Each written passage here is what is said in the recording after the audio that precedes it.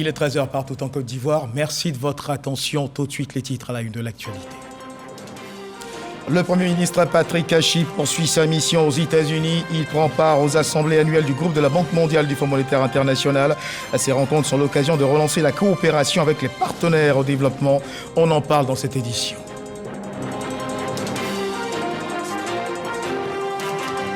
Ce 16 octobre, la communauté internationale commémore la 42e journée mondiale de l'alimentation. Le gouvernement, par la voix du ministre d'État, ministre de l'Agriculture et du Développement rural, Kobena Kwasi Djoumani, appelle à la poursuite des efforts en vue d'une plus grande disponibilité des produits agricoles. Le message du gouvernement assure dans cette édition.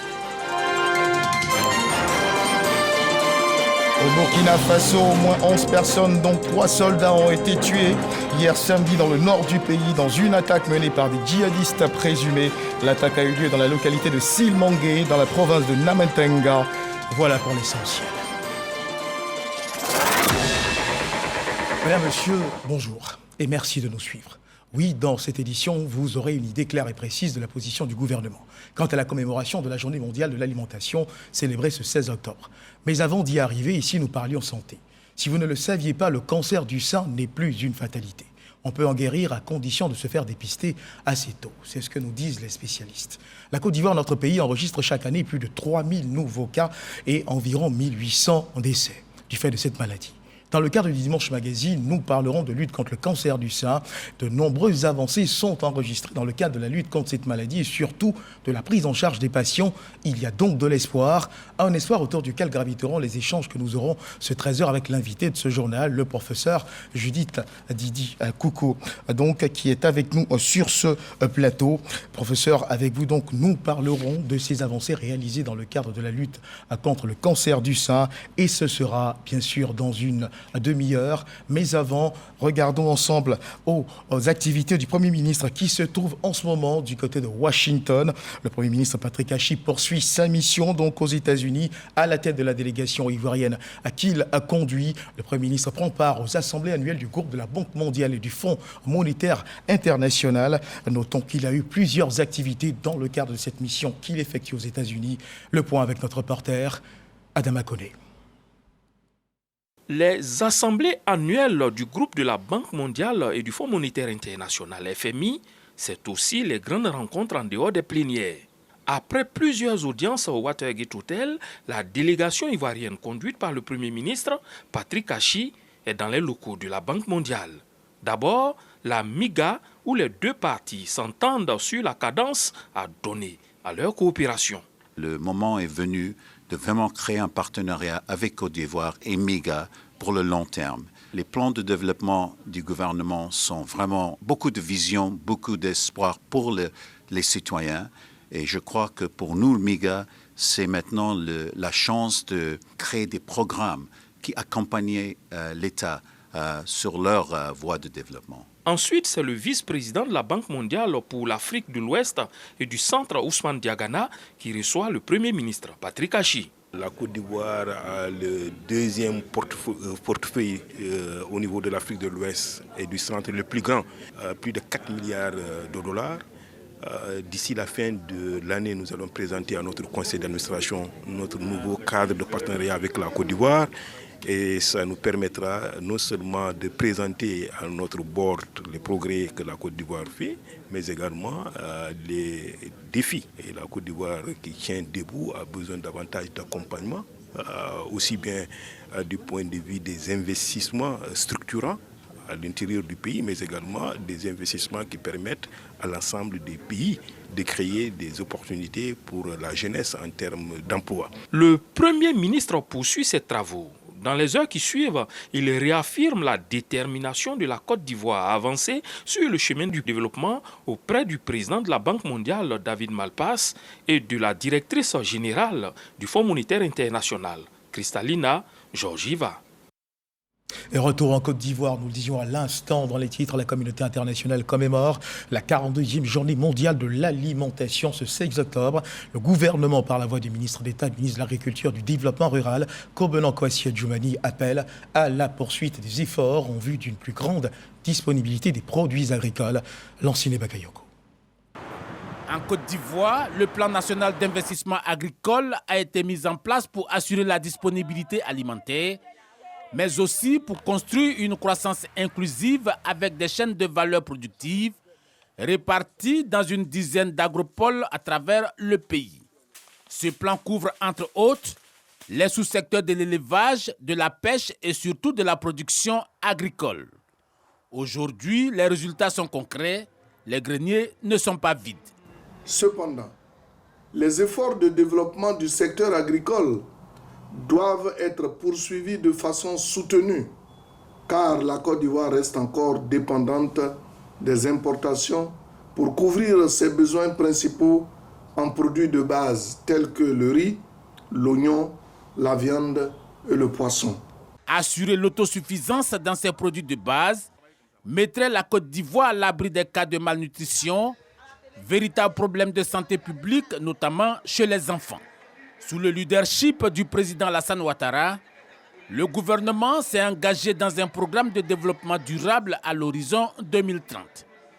Plusieurs projets ont ainsi été initiés avec l'appui des partenaires techniques et financiers.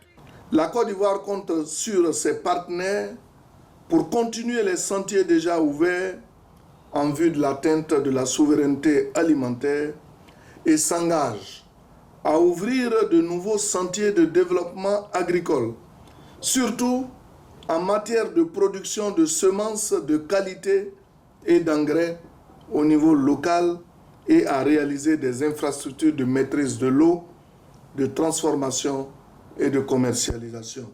Cette 42e édition de la Journée mondiale de l'alimentation se déroule dans un contexte marqué par de profonds défis liés notamment à la crise russo-ukrainienne ainsi qu'à la hausse généralisée des prix des denrées alimentaires et des intrants agricoles. De l'actualité nationale, le lancement officiel des activités des cantines scolaires à San Pedro, dans le Bassin Sandra, par la direction générale des cantines scolaires. Les conseillers cantines scolaires sont invités à un bon management afin d'améliorer le fonctionnement de ces cantines en offre de qualité et de quantité aux élèves rationnaires. Sam Conan. À Gabiadji, nous avons 27 cantines. L'année dernière, nous étions à 23 jours, alors que le ratio que nous voulons, c'est 120 jours. Vous voyez que le gap est important. Comme à Gabiadji, beaucoup de cantines scolaires du pays éprouvent des difficultés pour nourrir en quantité et en qualité les élèves du primaire. Alors, comment améliorer le fonctionnement des cantines scolaires par l'appropriation des directives du ministère de l'Éducation nationale et de l'alphabétisation pour une alimentation scolaire de qualité? Tel est l'objectif que se fixent les nouveaux responsables de la direction des cantines scolaires. Cette vision de la ministre Mariatou Kone a été expliquée aux conseillers chargés des cantines scolaires. C'était lors de la rentrée des cantines scolaires qui a eu lieu à San Pedro. Pour cette année scolaire, nous avons 5332 cantines fonctionnelles avec 966 143 rationnaires. Notre défi consiste à identifier des stratégies pour augmenter le nombre de jours de fonctionnement des cantines pour le bonheur de nos enfants.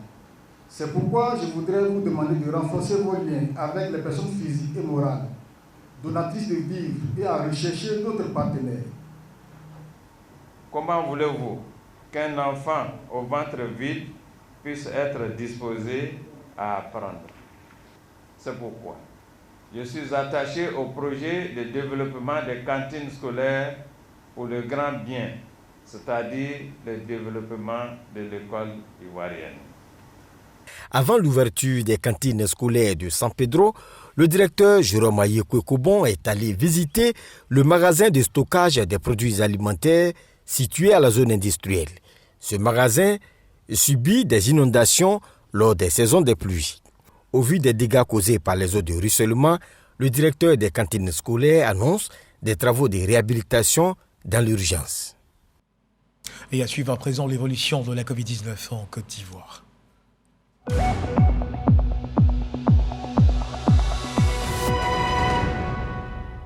Le ministère de la Santé et de l'Hygiène publique de la couverture maladie universelle a enregistré hier samedi 15 octobre 2022 39 nouveaux cas de Covid-19 sur 604 cas échantillons prélevés, soit 6,4% de cas positifs, à 26 guéris et 0 décès. À la date du 15 octobre 2022, la Côte d'Ivoire, notre pays, compte donc 87 574 cas confirmés, dont 86 671 personnes guéries, 827 décès et 76 cas actifs. Le nombre total d'échantillons est de 1 636 370 le 14 octobre 2022. 21 106 doses de vaccins ont été administrées, soit un total de 20 452 977 doses de vaccins du 1er mars 2021 au 14 octobre 2022. Direction le centre de la Côte d'Ivoire, les médecins et chirurgiens dentistes privés de Côte d'Ivoire réunis au sein de leur syndicat ont tenu leur 5e congrès à Yamoussoukro. Leurs travaux ont été ouverts par le président du Conseil économique, social et environnemental et culturel, le docteur Eugène Aka Awili. Des travaux qui ont porté sur le développement des structures sanitaires privées en Afrique. Les précisions de Kader Sogodoko. Deux syndicats, celui des médecins privés et celui des chirurgiens dentistes. Un rendez-vous, le 5e congrès, couplé à la 3e édition des Journées de la médecine libérale en Côte d'Ivoire. Un thème choisi pour ces retrouvailles au pied de la basilique à Yamoussoukro. Développement des structures sanitaires privées en Afrique, modèles, défis et solutions pour une accessibilité à des soins de qualité et à des pratiques innovantes. C'est en présence du président du Conseil économique, social, environnemental et culturel que ces médecins privés sonnent l'heure de la qualité en épousant l'ère du temps. Ce congrès s'inscrit dans la marche syndicale, mais aussi dans la volonté politique du chef de l'État de faire de la Côte d'Ivoire un hub sanitaire dans toute l'Afrique. Ce secteur est constitué par plus de 95% de PME qui sont des entreprises pour les membres de nos organisations professionnelles initiatrices de ces journées. D'ailleurs, ce congrès prévoit un atelier entièrement dédié à la réglementation, à l'investissement, à la tarification aux honoraires des professionnels de santé. Dr Eugène Aka Awili, le parrain du congrès, se félicite de cette dynamique nouvelle.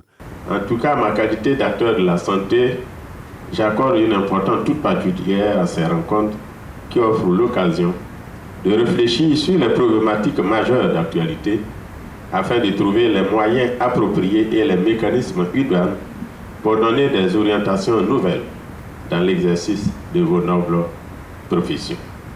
Entendu que la réflexion précède toujours l'action. Les travaux vont durer 3 jours. Qualité des soins, innovation, financement et développement. Il aura de la matière sur la table des congressistes. Et les personnes du 3e âge ont été célébrées à travers une journée, la première organisée par l'OMS, l'Organisation mondiale de la santé, une journée instituée par les Nations Unies et qui a porté sur la résilience des personnes âgées dans un monde en transformation. C'était au siège de l'OMS dans le quartier de Cocody, au Deux-Plateaux, à Boussanogo. Cocody Angré, siège de l'Organisation mondiale de la santé, OMS, lieu de la cérémonie de la Journée internationale des personnes âgées. Augustin et Norbert, âgés respectivement de 70 et 71 ans, et à la retraite depuis 2003, sont venus rendre hommage aux personnes du 3e âge. Cette journée est très importante pour nous parce qu'il faut à tout moment chercher à célébrer les personnes du 3e âge pour qu'ils ne restent pas dans l'oubli. Moment de convivialité, mais aussi de témoignages pour expliquer les réalités que vivent les personnes âgées. Quand j'ai commencé mes papiers de retraite en 2019, on m'envoyait dans le service de la Sainte-Pierre de Koumassi. Je me mets dans le rang pour acheter la pension. Je regarde le montant de ma pension. On dit 30 000. C'était le premier choc de la retraite. Pour résoudre ces difficultés, l'OMS et le ministère de la Santé, de l'Hygiène publique et de la couverture maladie universelle lancent un appel. D'abord, il faut avoir des cadres adaptés à ces personnes qui sont avancées en âge. Deuxièmement, il faut créer des services de santé pour le 3e âge. Il faut avoir des services qui puissent accompagner les personnes âgées dans les activités de réadaptation. Le ministère met tout en marche afin qu'au plan sanitaire, tout ce qui est nécessaire pour ces personnes-là puisse être disponible dans toute la pyramide sanitaire et pouvoir leur offrir tout ce qui est nécessaire pour leur suivi. La journée internationale des personnes âgées célébrée le 1er octobre a pour thème la résilience des personnes âgées dans un monde en transformation. Et cette journée rappelle le rôle important que jouent les personnes âgées pour relever les défis mondiaux et contribuer à leur solution avec résilience et courage. Le mouvement sportif ivoirien a été sensibilisé sur les risques de la pratique du dopage via un séminaire organisé par la Direction générale des sports. C'était en présence du ministre des Sports d'en haut, Paulin Claude. Le reportage de Patrick Dadier nous en dit plus. 150 participants issus de tous les mouvements sportifs de notre pays ont pris part à ce séminaire d'antidopage animé par 3 experts ivoiriens. Constant Roux, président de l'Union africaine de la médecine sportive, s'est penché sur la question de l'éducation et du dopage en Afrique. Quand le docteur Félicien Yassé a axé son exposé sur le thème « Combattre le dopage » avant de parler du rôle du médecin du sport face au dopage. Tandis que docteur Niamke Marie Chantal s'est longtemps exprimé sur la liste des médicaments interdits pour l'année 2023. C'est la première fois qu'on voit ça et moi j'étais surpris lorsqu'on m'a téléphoné pour venir là. La salle était remplie et surtout le ministre lui-même est venu. C'est le lieu ici pour moi d'appeler nos jeunes cyclistes, tous les athlètes qui visent l'international, qui veulent des athlètes de haut niveau, de faire la pratique du sport sain. Les raccourcis comme la tricherie, le dopage, cela ne va pas leur donner leur valeur réelle. Le ministre des Sports, Paulin Claude Daon, instigateur de cet atelier de sensibilisation sur la lutte anti-dopage, s'est étendu sur l'objectif cardinal de ce séminaire. Nous repartons donc de ce séminaire avec un renforcement effectif des capacités et des connaissances. Nous souhaitons, et nous l'avons redit avec beaucoup de force, que les fédérations puissent être nos bras séculiers pour dupliquer le message. Cette formation, organisée par le ministère des Sports, est une volonté de l'État ivoirien qui veut développer la médecine sportive en Côte d'Ivoire.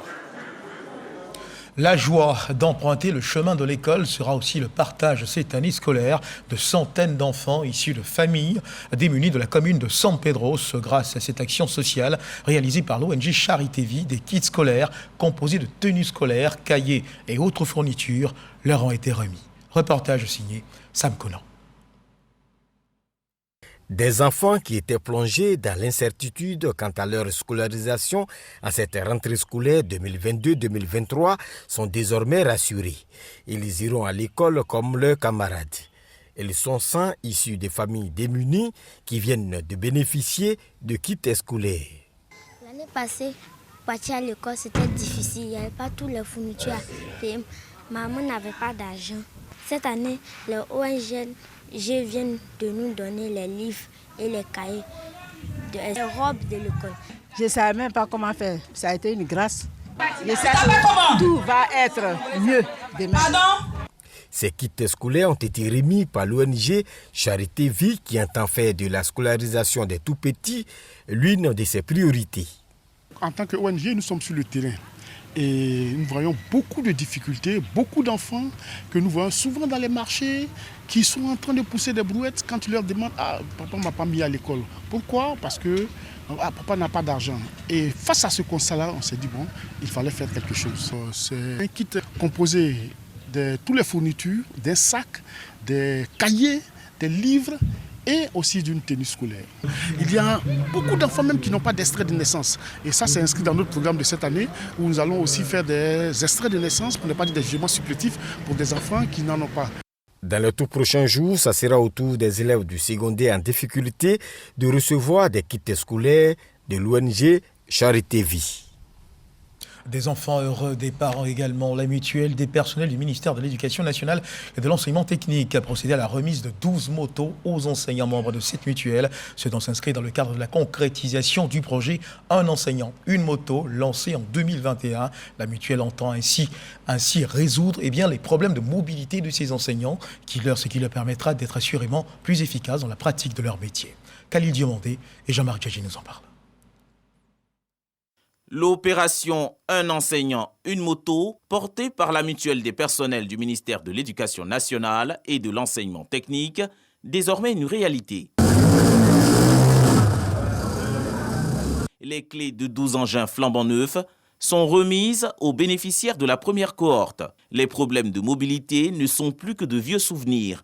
Mieux, le rendement de ces enseignants sera impacté positivement. Ça nous permet de nous déplacer, arriver à l'heure au cours et dispenser les cours convenablement, rentrer à l'heure à la maison. Non seulement les enfants ont leurs bénéfices, mais nous aussi, nos familles ont leurs bénéfices. Lancé en 2021, le projet Un enseignant, une moto s'inscrit dans une dynamique sociale, permettre aux enseignants d'acquérir des moyens de mobilité en leur facilitant le processus de paiement. Un enseignant, je vais dire débourser une somme de 450 000, 500 000, 600 000 pour payer une moto, c'était difficile. Donc on s'est mis dans leur peau pour faire en sorte qu'on ait l'occasion donc de permettre à ces enseignants par mois de cotiser au moins une somme de 25 ou 30 000 francs pour qu'ils puissent acquérir une moto. Ça, c'est chose faite. Et c'est une joie pour nous aujourd'hui de voir les enseignants tout heureux repartir avec leur moto. Nous voulons que ce partenariat soit sur une longue durée. Pour bénéficier du projet Un enseignant, une moto, il faut être membre de la mutuelle des personnels du ministère de l'Éducation nationale et de l'enseignement technique. L'organisation ambitionne aller encore plus loin. Elle envisage mettre en œuvre bientôt le programme Un enseignant, une voiture. Direction à présent la ville de Couto. Le ministre Bruno Nabagné-Koné a offert du matériel au centre multiethnique d'arbitrage et de médiation pour le rendre opérationnel. À témoin de cette remise de matériel, Charles Tatou. Les têtes couronnées, garants de la tradition, constituent un corps jouant un rôle important dans le programme d'action en faveur du renforcement et la consolidation de la paix, la cohésion sociale et le vivre ensemble. À cet effet, le gouvernement, à travers le Fonds national de solidarité, permet la construction des centres multiethniques d'arbitrage et de médiation dans les localités du pays. La ville de Couto n'est pas en reste.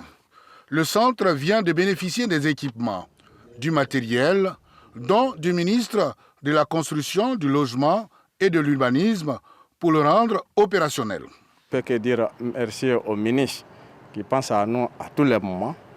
Et toutefois, il faut qu'on dise merci au président Alassane Dramane Ouattara. Depuis son accessoire au pouvoir, vraiment, les chefs reconnaissent qu'actuellement, là, nous avons vraiment un président et qui pense à la chefferie. Nous sommes venus aujourd'hui équiper le centre de Couto donc pour permettre à nos chefs de se réunir dans les meilleures conditions et donc de cette façon d'apporter encore plus à notre département et à notre région. Les locaux du centre multiethnique d'arbitrage et de médiation de Couto ont été réalisés en 2020. Parlons à présent de cohésion sociale, des tournois de Maracana pour aider au renforcement de la cohésion sociale dans les quartiers et villages de la commune d'Aboisseau. C'est l'initiative qu'a engagée la Fondation Sans Vie, en collaboration avec les autorités de cette commune. Dotée du trophée Alassane Ouattara, ces compétitions ont vu la participation d'anciennes gloires du football, telles Zézé Venance ou Zézéto, Abdoulaye Traoré, Di Ben Badi, occasion pour les populations de rendre hommage au président de la République Alassane Ouattara, ainsi qu'au président du CESEC, le docteur Eugène Akaouélé. Frédéric Oulaï, Franck Quadio. À Boisseau, l'espace Alexis Etier accueille du monde.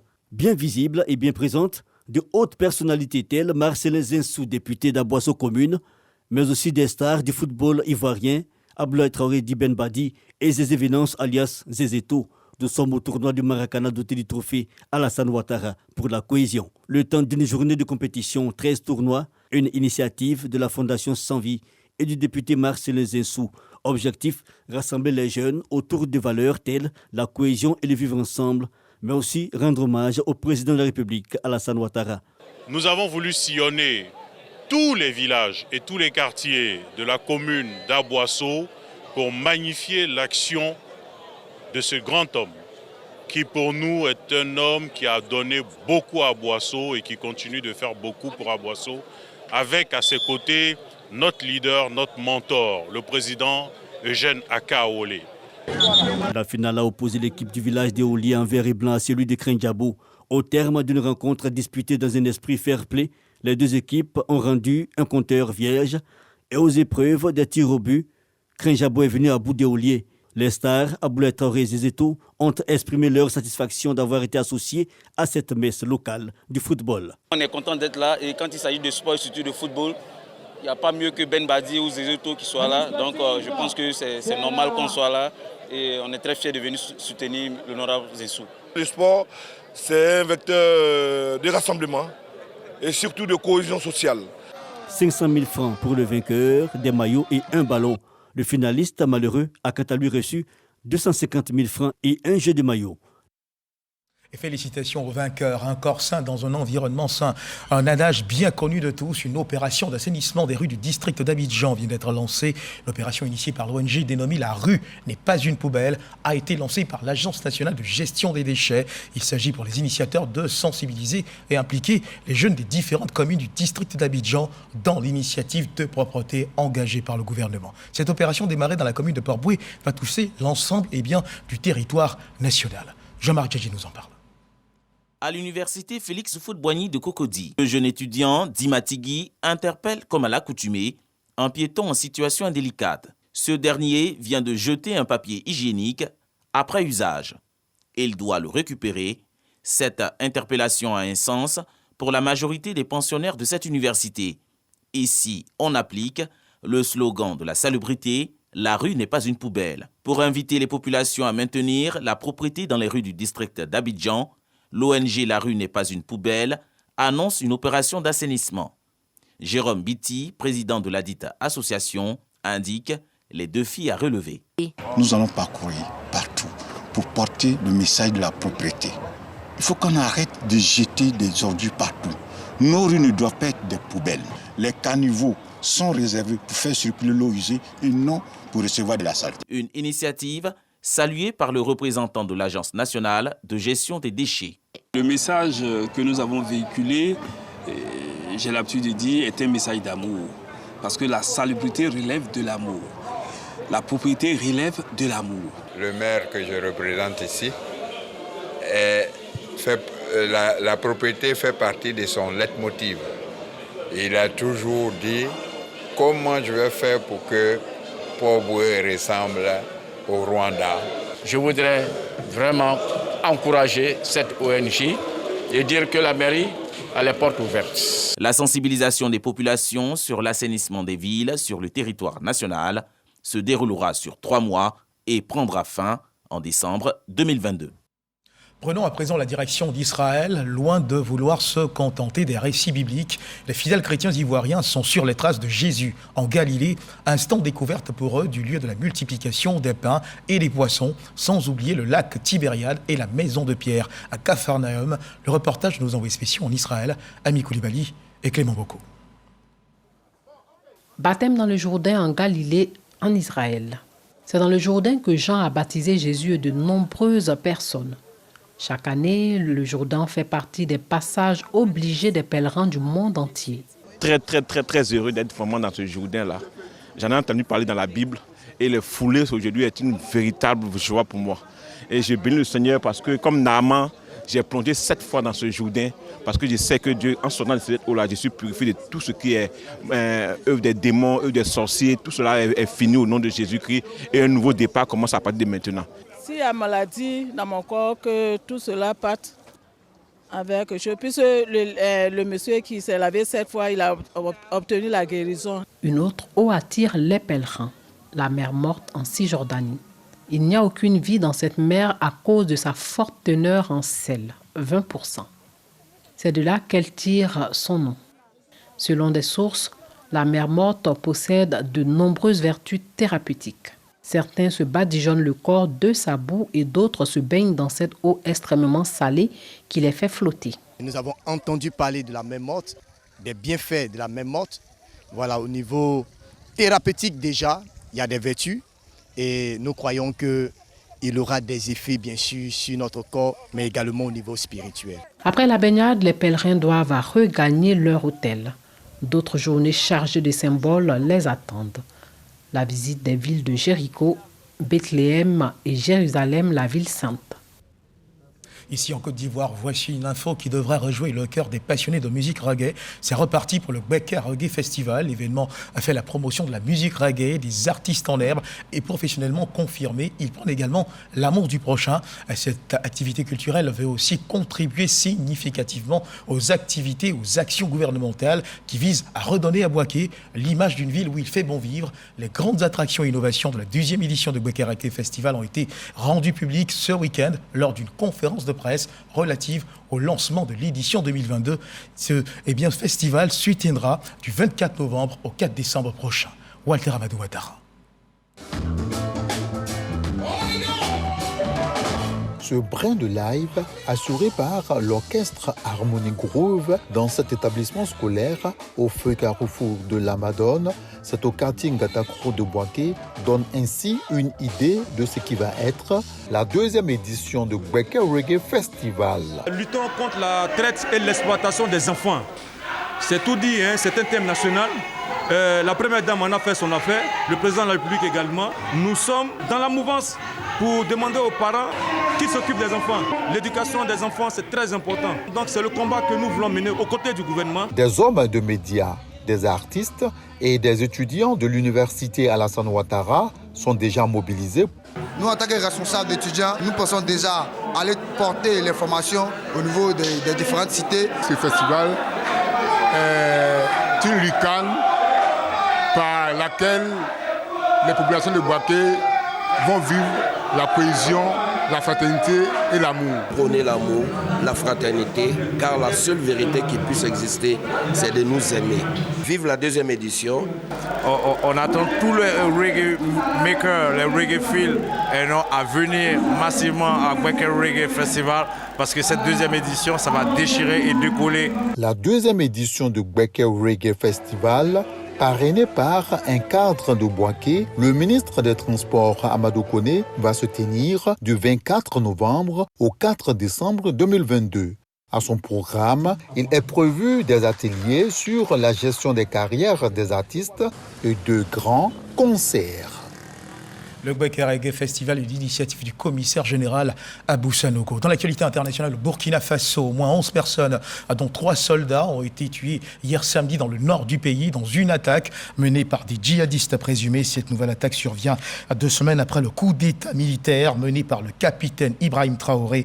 L'attaque a eu lieu dans la localité de Silmangué, dans la province du Namantanga. Notons que le Burkina Faso est pris depuis 2015 dans une spirale de violence attribuée à des mouvements djihadistes affiliés à Al-Qaïda au groupe État islamique. Votre magazine de cette édition s'ouvre à présent avec un focus sur les avancées observées en matière de lutte contre le cancer du sein en Côte d'Ivoire. Et notre invité, le professeur Judith Didi Kouko Koulibaly, directrice du Centre national d'oncologie médicale et de radiothérapie Alassane Ouattara, nous a rejoint sur ce plateau. Madame la directrice, merci de nous avoir rejoints et merci d'être avec nous ce 13h. Avec vous donc, nous parlons des avancées observées en matière de lutte contre le cancer du sein. Mais avant, une question. Les spécialistes nous disent que le cancer du sein n'est plus une fatalité. Est-ce que vous le confirmez? Oui, je vous remercie, Monsieur Guivet. Merci de m'avoir invité sur ce plateau.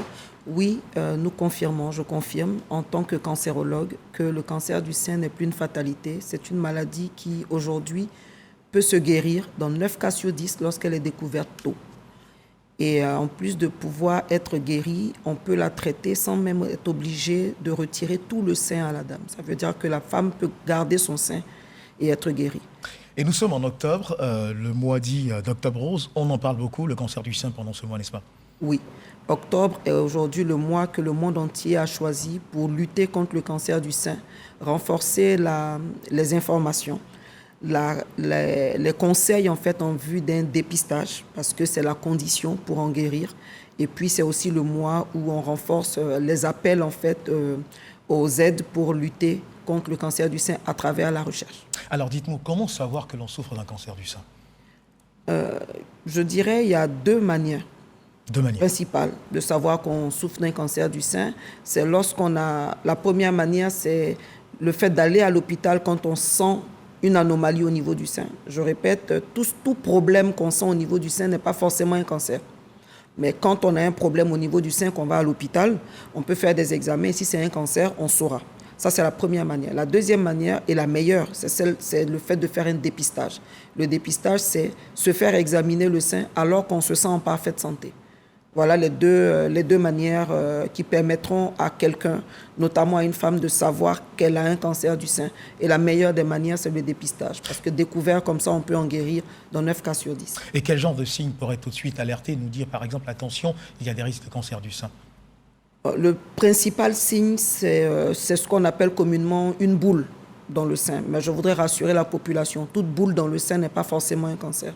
Mais quand il y a une boule, il faut aller faire des examens. Ça peut être aussi un changement au niveau de la peau qui devient brillante avec des petits points noirs, un peu comme la peau d'une orange. Ça peut être également une femme qui n'est pas en train d'allaiter et qui a un écoulement anormal au niveau des seins, surtout quand c'est un seul sein qui est touché par le fait de voir un liquide qui sort, il faut aller consulter.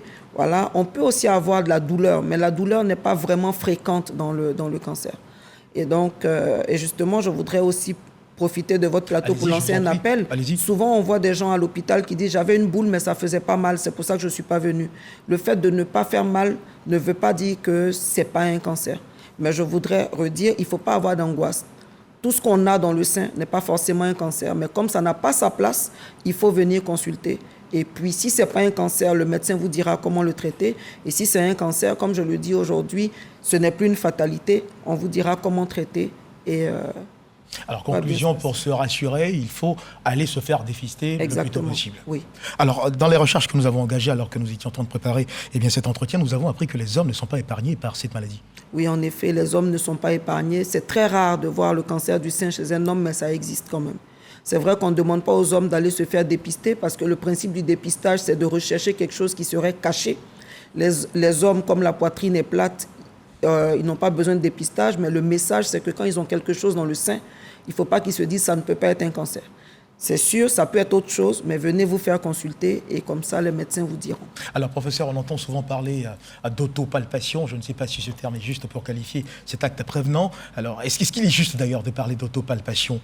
Oui, mais il vaut mieux parler d'auto-examen. Auto-examen, ça veut dire apprendre à connaître ses seins, apprendre à regarder tous les mois ses seins. Et ensuite, autopalpation, apprendre à toucher ses seins et reconnaître le jour où il y a quelque chose d'anormal qui apparaît dedans, notamment une boule. Mais on dit plutôt auto-examen parce qu'il faut que la dame, au-delà d'apprendre à toucher ses seins, qu'elle apprenne à regarder ses seins. Alors, une fois le cancer identifié, comment le traiter ? Une fois le cancer identifié, le cancérologue il se pose toujours 3 questions. Est-ce que le cancer est petit et sur place, donc localisé ? Est-ce qu'il est sur place mais un peu plus gros ou est-ce qu'il s'est généralisé? À chacune des réponses, il y a une stratégie de traitement. Si l'on se découvre un cancer du sein, par exemple, quelle est l'attitude à avoir? Parce que ce n'est pas toujours aisé d'aller faire des examens. La plupart du temps, on est habité par une certaine peur de se découvrir un cancer. Quelle est l'attitude qu'il faut avoir tout de suite? Le fait de savoir qu'aujourd'hui, ce n'est plus une fatalité, il ne faut pas angoisser. Mais c'est vrai, on est des humains. Le cancer continue de faire peur. Mais c'est juste de savoir que quand on va aller voir le médecin, on aura des informations qui nous montrent que le cancer n'est plus une maladie qui entraîne systématiquement la mort. C'est vrai, il y a des traitements qui peuvent être difficiles et c'est la raison pour laquelle les équipes de santé se mettent autour de la personne qui a le cancer pour apporter également soutien psychologique, d'autres activités pour aider justement à passer ce cap difficile, pour pouvoir arriver au bout, parce qu'aujourd'hui, on peut s'en sortir. D'accord, docteur. Et justement, sur les avancées réalisées dans la lutte contre cette maladie, notre pays connaît un certain progrès. Suivons ensemble cet élément réalisé donc par nos reporters, et puis nous reviendrons aborder la question. Je vous remercie. Faire de la Côte d'Ivoire un pays où le cancer du sein n'est plus un drame, c'est l'ambition portée par le gouvernement. Pour réaliser cet idéal, il a été créé en décembre 2017 le Centre national d'oncologie médicale et de radiothérapie Hassan Ouattara CNRAO à la tribune. Tout savoir sur du Centre de formation de communication gouvernementale ICG. La directrice du CNRAO a dressé le bilan des activités du 25 janvier 2018. Date de la mise en fonction au 31 mars 2022. Au total, 1179 personnes atteintes du cancer du sein ont été prises en charge par le CNRAO.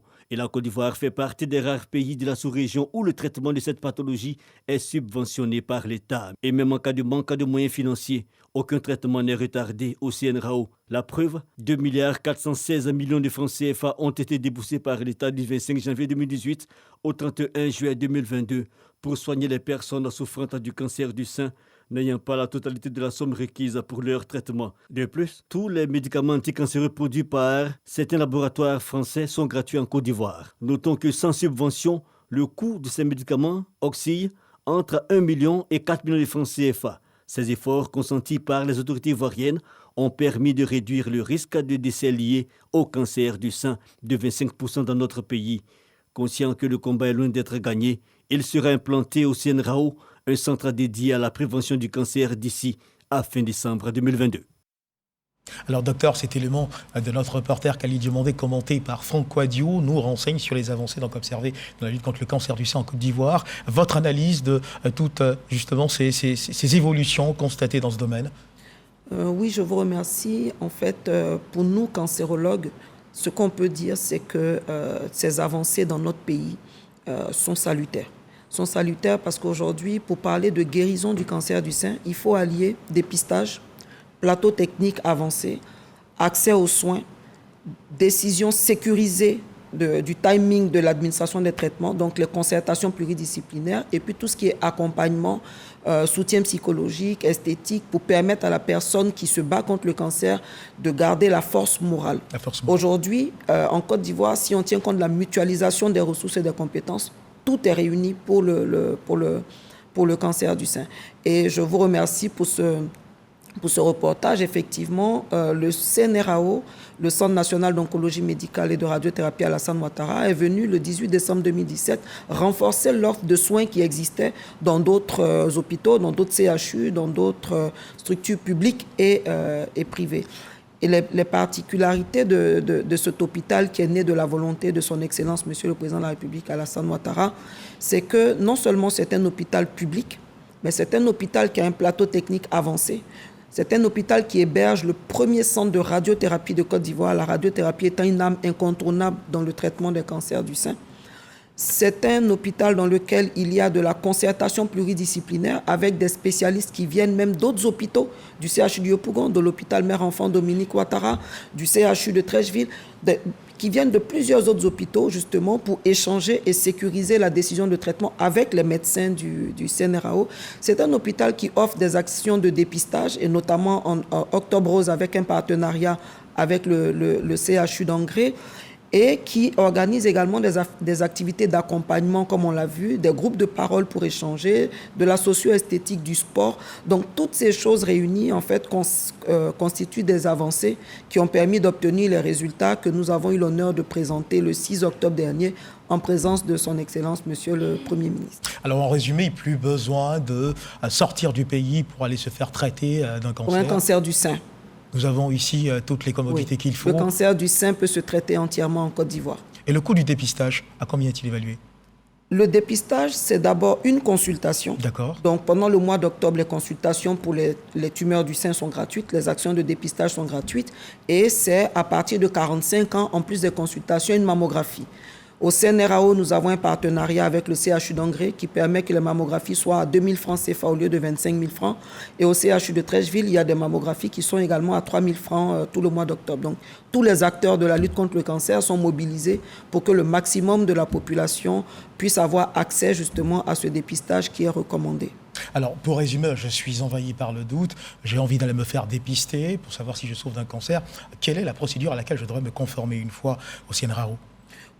En ce qui concerne le CNRAO, nous avons eu une activité de dépistage le 8 octobre dernier. Nous avons dépisté 715 femmes.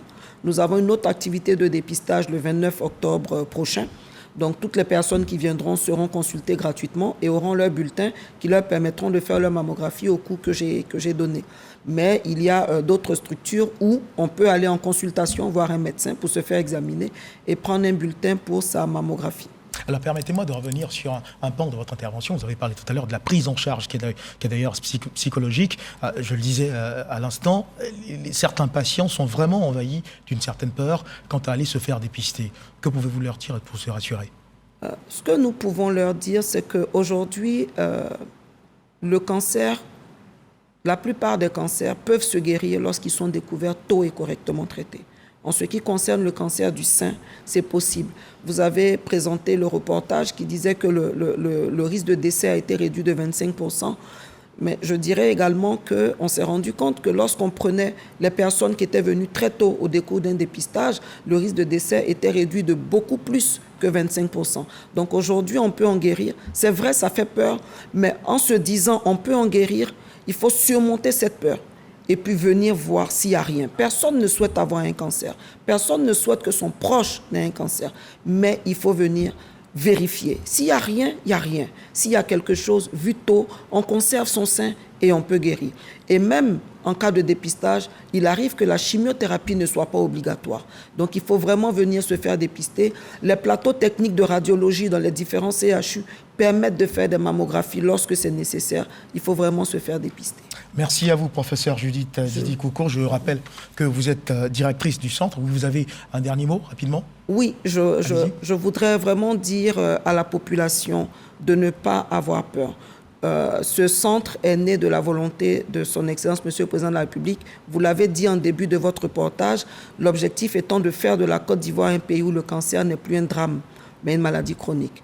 Monsieur le Premier ministre l'a dit le 6 octobre dernier, il faut vous faire dépister, il faut vous faire dépister, il faut vous faire dépister.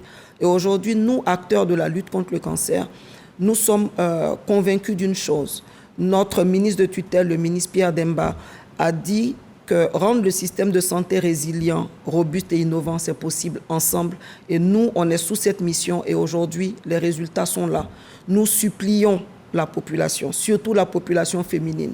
Venez vous faire dépister, on peut guérir de ce cancer. Merci professeur, nous avons foi que votre appel a été entendu. Voilà qui marque donc la fin de cette édition. Nous avons reçu ce trésor dans le cadre du Dimanche Magazine. Le professeur Judith Didi-Koukour Coulibaly, directrice du Centre national d'oncologie médicale et de radiothérapie Alassane Ouattara, un centre spécialisé dans le traitement des cancers, avec elle nous avons parlé des avancées réalisées en matière de traitement du cancer en Côte d'Ivoire, cancer du sein.